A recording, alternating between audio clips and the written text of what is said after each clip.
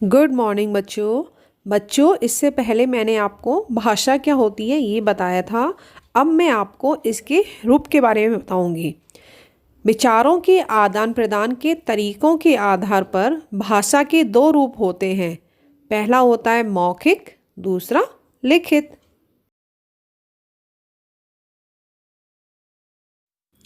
मुख्यतः जब हम बोलकर अपने मन की बात और विचार दूसरों तक पहुंचाते हैं और सुनकर दूसरों की मन की बात और विचार समझते हैं तो इसे भाषा का मौखिक रूप कहते हैं। जैसा कि आपको चित्र में दिखाई दे रहा है, दो बच्चे आपस में बात करके अपनी मन की बात एक दूसरे तक पहुंचा रहे हैं, तो ये भाषा का मौखिक रूप है।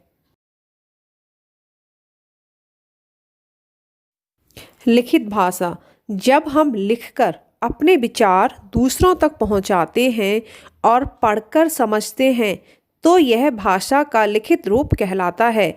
जैसा कि आपको चित्र में दिखाई दे रहा है कि अध्यापिका बच्चों को लिखकर पढ़ा रही है, तो ये भाषा का लिखित रूप होगा।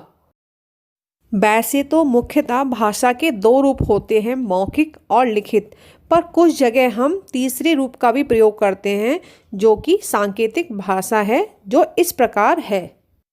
जब इशारों या संकेतों द्वारा विचारों का आदान प्रदान होता है तो यह भाषा का सांकेतिक रूप होता है।